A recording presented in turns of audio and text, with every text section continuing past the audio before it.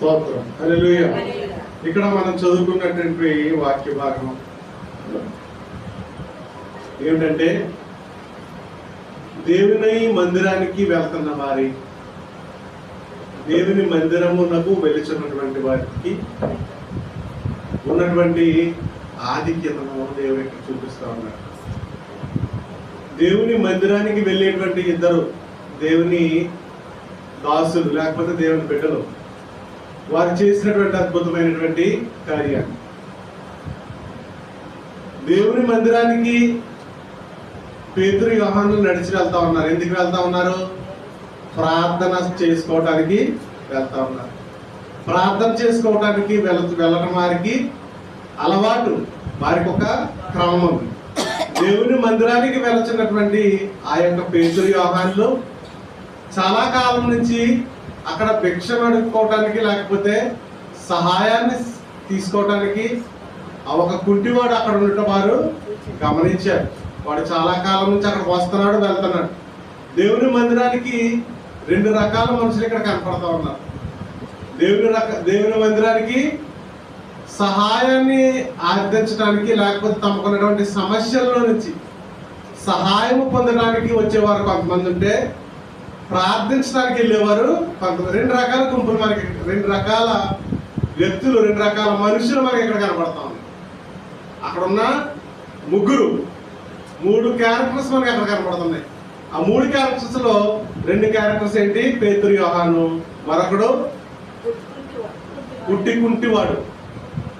అయితే ఈ ముగ్గురులో ఉన్న వ్యత్యాసం ఏమిటంటే, ఇద్దరేమో కేవలం ప్రార్థన చేయడానికి, దేవుని స్తుతించడానికి వెళ్తా ఉన్నారు. ఒకడైతే సహాయాన్ని పొందుకోవడానికి ఎవరి ద్వారా అయినా ఏమైనా దొరుకుతుందేమోనని వచ్చేవాడు. ఈ రోజుల్లో కూడా ప్రియురాల మరి దేవుని సంఘానికి వచ్చే వారిలో ఈ రెండు రకాల వ్యక్తులు ఉంటారు. అయితే ఆధిక్యత ఎవరికి ఇవ్వబడుతుందంటే ప్రార్థన చేసే వారికి మాత్రమే ఆధిక్యత ఇవ్వబడుతుంది. సహాయాలు పొందుకోవాలని ఆశపడిన వారు తప్పనిసరిగా దేవుని మందిరంలో సహాయాలు పొందుకుంటారు, వాస్తవం అది. కానీ ఆ సహాయం చేయగలిగేటువంటి శక్తి ఎవరికి ఇస్తారంటే ప్రార్థించే వారికి దేవుడు ఇస్తారు. ప్రార్థన సహాయం అడుగుతారు చాలా మంది సమస్యల్లో ఉండి, చాలా మంది ఇరుకుల్లో ఉండి, ఇబ్బందుల్లో ఉండి ప్రార్థన సహాయం అడుగుతారు. ఆ ప్రార్థన సహాయం ఎవరు చేయగలరు? అందరూ చేయగలరా?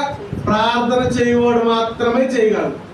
పేతురు యోహానులు ఎక్కిపోతూ ఉన్నారు దేవుని మందిరానికి, దేవాలయానికి. మెట్ల దగ్గర ఒక అతను ఉన్నాడు. అవును, అతని సమస్య పుట్టుక దగ్గర నుంచి అతనికి సమస్య ఉంది.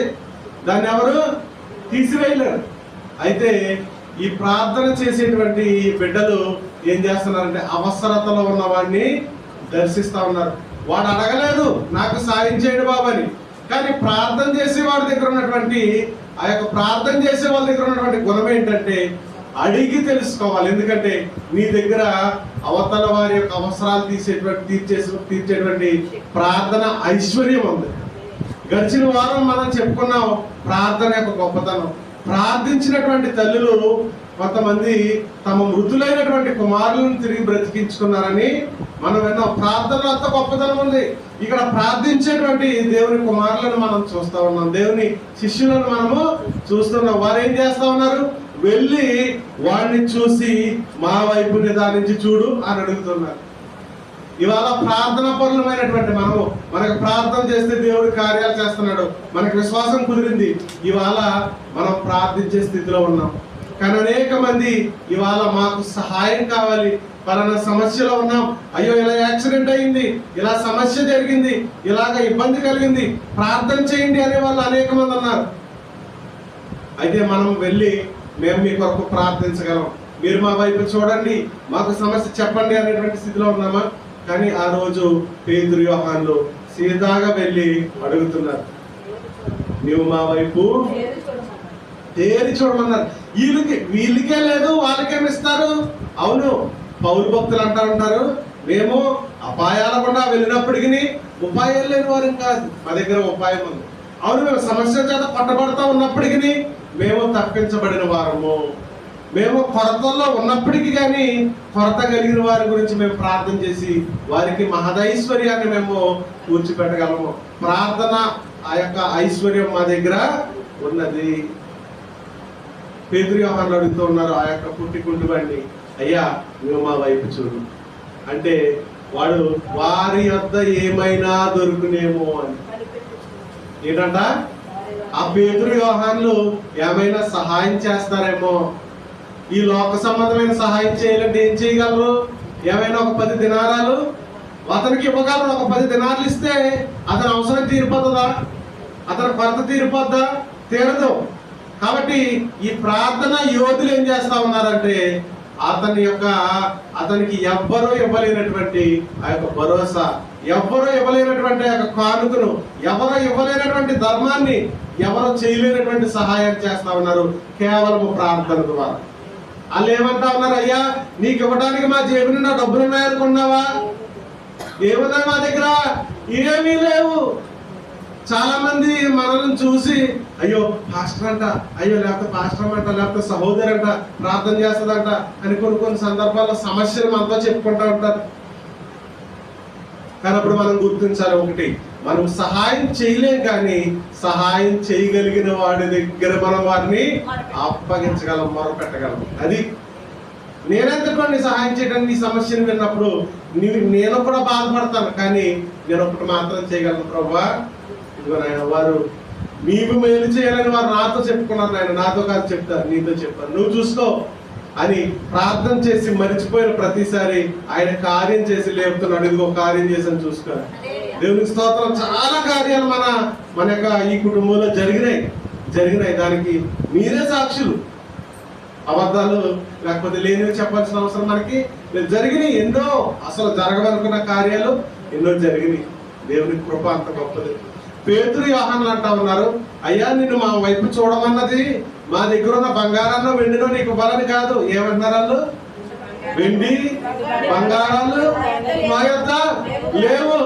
వెండి బంగారం మా యొద్ద లేదు. వెండి బంగారం మా యొద్ద లేదు. వెండి బంగారం మా యొద్ద లేదు. వెండి బంగారం మా యొద్ద లేదు. మాకు కలిగినదే నీకిచ్చుచున్నాము. మాకు కలిగినదే నీకిచ్చుచున్నాము. అది యేసు నామము, పరిశుద్ధ నామము.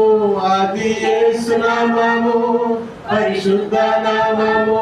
నిన్ను విమోచించును, పాపము నుండి పరలోకము చేర్చును. విమోచించును, పాపము నుండి పరలోకము చేర్చును. అది యేసు నామము, పరిశుద్ధ నామము. అది యేసు నామము, పరిశుద్ధ నామము. నిన్ను విమోచించును, పాపము నుండి పరలోకము చేర్చును. ఏముంది మా దగ్గర ఇవ్వటానికి? మీరు మా వైపు చూస్తే ఇవ్వటానికి మా దగ్గర ఏముంది? ఏమీ లేదు. కానీ మేము కలిగి ఉన్నది ఒక్కటే, అది యేసు నామాన్ని కలిగి ఉన్నాం. యేసు నామాన్ని, నజరేయుడైన యేసు నామాన లేచి నడవంతే. ఎక్కడ కూర్చుని ఉండిపోయావో, ఏవి నిన్ను నడవలేకుండా చేస్తా ఉన్నా ఇవాళ.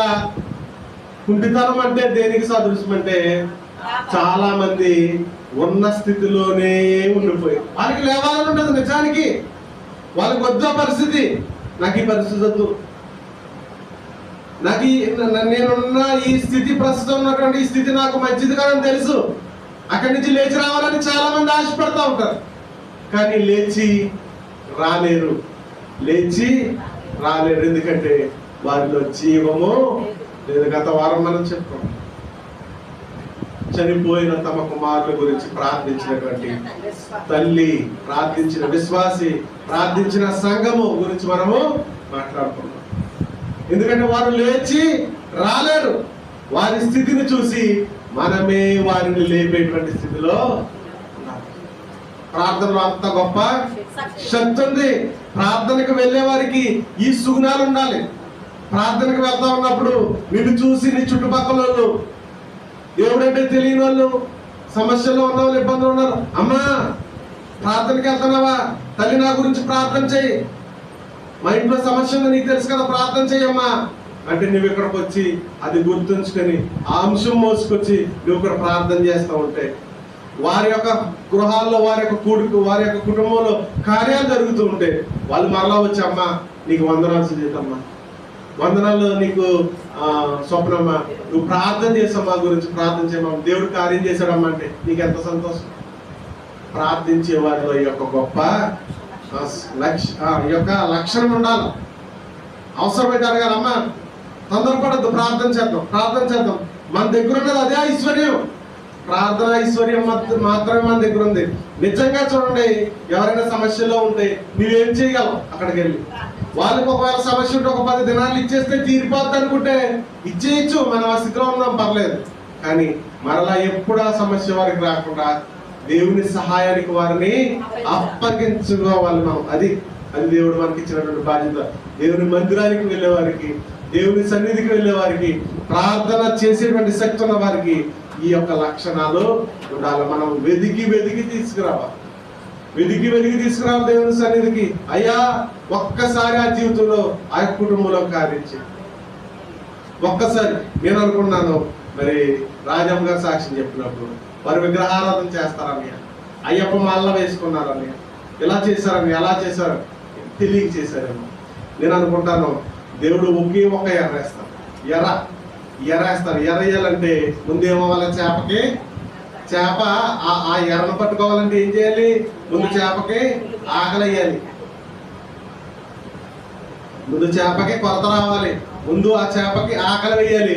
అప్పుడు అది ఎర్రను వెతుక్కుంటూ వచ్చి దాని ఆకలిని, దాని అవసరాన్ని తీర్చేటువంటి ఆ యొక్క పరిస్థితి ఎక్కడ ఉందో వెతుక్కుంటారు. అదేవిధంగా వారి జీవితంలో సమస్య రావాలి, వచ్చిన తర్వాత వారు ఆ సమస్య తీర్చగలిగిన నుండి వెతుక్కుంటారు. అది సమస్యలు ఊరికినే రావు, శ్రమ మంచిది. శ్రమ ఏమన్నాడంటే మార్గం అంట, ప్రభువుని వెతకడానికి. ఆవిడకున్నటువంటి శ్రమ ఏం చేసింది? ప్రభువు వస్త్రపు చెంగునైనా పట్టేసుకోవాలి. ఎంతమంది మీద పడిపోయి తొక్కేసినా, ఎంతమంది త్రోసేసినా, ఏదో రకంగా పాక్కుంటూనైనా వెళ్ళి ఆయన వస్త్రపు చెంగుని ముట్టుకోవాలి. ఎందుకంటే అంత విసిగిపోయింది ఆమెకి జరగవు కార్యాలు. వైద్యుల దగ్గరికి అయితే ప్రయోజనం లేదు. 12 సంవత్సరాల నుంచి వేగి విసికి ఉన్నదంతా పోగొట్టుకుని ఖర్చు పెట్టుకోవడానికి కూడా ఏమీ లేనప్పుడు చూడండి, చివరి మెట్టుకెళ్ళిన తర్వాత వెళ్ళే వరకు కూడా ఒక్కొక్కరికి కనువిప్పు కలగదు. ఎందుకంటే సమస్య తీవ్రత అంతా పెరిగిపోతా ఉంటది, ఇక మన చేతుల్లో లేదు అనేసుకున్న తర్వాత డాక్టర్లు కూడా చెప్తారు, ఏంటో తెలుసా, బాగుంది అనుకోండి, అన్ని బాగున్నాయి, అమ్మ ఏం పర్లేదు, ట్రీట్మెంట్ చేసేద్దాం, మీరు ₹1,00,000 అడ్వాన్స్ కట్టేయండి, ట్రీట్మెంట్ చేసేద్దాం, రేపు స్పెషలిస్ట్ ని పిలిపించేస్తున్నాం అంటారు. మన దగ్గర ఉన్నదంతా ఒలిసేస్తారు. ఫస్ట్ వాళ్ళ వల్ల ఏం కాదు, ఒకే ఒక మాట చెప్తారు లాస్ట్, అమ్మ అంతా మీరే ప్రార్థన చేసుకోండి అమ్మా, మీరు ప్రేయర్ చేసుకోండి అమ్మా, ఇంకా దేవుడే కాపాడాలి. మా ప్రయత్నం మేము, వీళ్ళు ప్రయత్నం మాత్రమే చేస్తారు, కానీ ప్రభువు ప్రయోగం చేస్తాడు. అది ప్రయోగం చేస్తాడు, నీ జీవితంలో ప్రయోగం చేస్తాడు. ప్రయోగంలో ఏం జరుగుతుందంటే ఆయన గొప్పతనం బయటపడుతుంది, అది ఆయన విలువ ఏంటో తెలుస్తుంది. ఒక్కసారి ఆయన ప్రయోగం చేయడం మొదలెడితే నీ జీవితంలో ఆయన విలువ ఏంటో నీకు తెలుస్తుంది. మొత్తం కుటుంబం వచ్చి పడిపోవాలి ఇప్పుడు ఆయన పాదాల దగ్గర. అది ఒక్క కార్యం చేస్తే మొత్తం కుటుంబం అంతా కట్టకట్టుకుని వచ్చేయాల చూడాలి. అల్లా అందరి కళ్ళ ముందు కార్యం చేస్తాడు, ఆయన చేస్తాడు తప్పనిసరి. ఏం జరిగిందంటే వారు నజరేయుడైన యేసు నామాన్ని నీకు ఇస్తున్నాం. మనం ఇవ్వగలిగింది ఏంటి? సమస్యల్లో ఉన్న వారికి శక్తి, మనకి శక్తి సరిపోదు వారి సమస్యలు తీర్చడానికి. మనం ఒకటి ఇవ్వగలం. మనం ఏం కలిగి ఉన్నాం? మా వెండి బంగారాలు మా యొద్ద లేవు. మేమేదైతే కలిగి ఉన్నామో, మేమేదైతే అనుభవిస్తా ఉన్నామో, దేని వలనైతే పేదరికంలో కూడా మేము సమృద్ధిని అనుభవిస్తా ఉన్నాం, దేని వలనైతే సమస్యల్లో కూడా మేము చక్కగా నిద్రపోతా ఉన్నాము, ఆ యొక్క నామాన్ని, ఆ యొక్క నామం ఏంటంటే యేసు నామం. యేసయ్య నామంలో, యేసయ్య నామంలో నమ్మితే చాలు నువ్వు పొందుకుంటావు శక్తిని. ఆ శక్తి ఏ బలహీనత ఉన్నా, ఏ పరిస్థితిలో నువ్వు కూర్చుండిపోయినా, ఏ పరిస్థితిలోంచి లేవలేకపోతా ఉన్నా చాలా మంది, అయ్యా మేము ఇలాగ అప్పుల్లో కూరుకుపోయామండి, లేవలేకపోతున్నాం. అయ్యా మేము తప్పుల్లో కూరుకుపోయామండి, రాలేకపోతున్నాం బయట. అయ్యా మేము ఆ నిందల్లో పేరుకుపోయాం, బయటికి రాలేకపోతున్నాం. దేనిలో నుంచి అయినా బయటికి లాగగలిగింది యేసయ్య. మనం ఇవ్వగలిగింది ప్రజలకి దేవుని నామం మాత్రమే. అది ఇవ్వగలం మనం. అది తప్ప మనం ఎంతటో సహాయం చేయాలి. దేవునికి స్తోత్రం, దేవునికి స్తోత్రం, హల్లెలూయా. ఆయన నామాన్ని మాత్రమే ఇవ్వగలం, ఆయన నామాన్ని మాత్రమే ప్రకటించగలం, ఇంకేమి చేయలేం. మనం కూడా బలహీనులమే. ఒక బలహీనుడు వచ్చి నాతో బలహీన చెప్పుకుంటాడు, ఆయన నీకంటే బలహీనుడు ఉంటాడు ఆయన. నేను కానీ ప్రభు నన్ను లేవనెత్తాడు. నువ్వు కూడా నమ్ముకో. సాక్ష్యము, ప్రార్థన. పేతురు, యోహానులు అదే చేశారు. వీళ్ళకి వేసుకోవడానికి ఇంకో అంగీయే లేదు. వీళ్ళు ఏమి ఇవ్వగలరు అతనికి? కానీ ఆ రోజున అన్నారు, నజరేయుడైన యేసు నామములో నీవు లేచి నడవమన్నారంటే, అంతకాలం నుంచి వాడిని పట్టి పీడిస్తున్నటువంటి ఆ యొక్క బలహీనత ఏదైతే ఉందో అది పారిపోయింది. యేసు ప్రభు నామం పలికింది. యేసు నామం పలికితే ఎలాంటిదైనా సరే పారిపోవాల్సిందే. ఎలాంటి బలహీనత అయినా సరే పారిపోవాల్సిందే. ఎలాంటి కృంగుదలైనా సరే పారిపోవాల్సిందే. ఎలాంటి చీడ, ఎలాంటి పీడ, ఎలాంటి దెయ్యం ఉన్నా సరే అక్కడ ప్రభు నామం చెప్తే పారిపోవాల్సిందే. నీకు విడుదల కలవాల్సిందే. తర్వాత చదివితే ఉంటది, వాడు ఎక్కడున్నాడంట. తర్వాత పేతురు శీలతో కలిసి మందిరంలో కూర్చుని వాళ్ళందరూ, అక్కడ ఉన్న వాళ్ళందరూ చూసారు కూడా విస్మయం అంటారంట. విస్మయం అంటే అసలు నమ్మలేనిది. ఆశ్చర్యం అంటే చిన్నగా అవునా అలా జరిగిందా అన్నది ఆశ్చర్యం. విస్మయం అంటే అబ్బాయి నేను ఒప్పుకోను, అది జరుగుండదో. వెళ్ళి చూసిన తర్వాత వాడికి తెలుస్తుంది. దేవుని కార్యాలు ఆశ్చర్యకారాలు, అవి కంటికి కనిపించవు, హృదయానికి గోచరం కాదు. దేవుని కార్యాలు అంత గొప్పగా ఉంటాయి. ఇప్పుడు మనం ఆయన నామాన్ని చాలా మందికి తెలియదు ప్రియుల. సమస్యలు ఉన్న వాళ్ళకి చాలా మందికి తెలియదు. వాళ్ళు సమస్యలు తీర్చుకోవాలని వాళ్ళు ప్రయత్నం చేస్తూ ఉంటారు. కానీ మన దగ్గర ఉన్నటువంటి తాళం చెవి, మన దగ్గర ఉన్నటువంటి కిటుకు వారికి తెలియదు. మన దగ్గర ఏమన్నది రెమెడీ ఉంది, చిట్కా ఉంది. అది యేసు నామం పేరు ప్రార్థించి ఎన్నో జయాలు పొందుకున్నాం మనం. అంటే జయాలు పొందుకోవడం అంటే ఒక అంబానీ లాగో లేకపోతే ఒక కోటీశ్వరులాగా మనం అయిపోలేదు. ఇవాళ మన జేబులో రూపాయి లేకపోయినా మనం ప్రశాంతంగా ఉన్నాం. రేపుడు గురించి ఆలోచన లేకుండా ఉన్నాం. ఎందుకంటే మనం ఆయన మీద ఆధారపడాలనుకుని ఉన్నాం. అలాంటి గొప్ప నామాన్ని, యేసు నామాన్ని మనం ప్రకటించిన తోడనే అనేక మంది జీవితాల్లో మేలు కలుగుతుంది. అనేక మందికి మనం పరిచయం చేయాలి. వాడికి తెలియదా? మరి చాలా కాలం నుంచి మందిరం దగ్గర ఉన్నాడు, కానీ కొత్తగా ఆ రోజు నిజమైన ప్రార్థన పరులు, నిజమైన ప్రార్థన యోధులు, నిజమైనటువంటి నామాన్ని అక్కడ వాడికి పరిచయం చేస్తా ఉన్నాం. మనం కూడా అనేక మంది సమస్యల్లో, కొరతల్లో ఉన్న వారికి మనం పరిచయం చేయవలసినటువంటి నామం ఏంటంటే యేసయ్య. మన దగ్గర ఏమీ లేవు ఉండటానికి, వారికి యేసు నామం మాత్రమే ఉంటాం. స్తోత్రం. అతి కృప దేవుడు మనకు అనుగ్రహించి నడిపించును గాక. ఆమేన్. తెచ్చి ప్రార్థన చేసుకుందాం.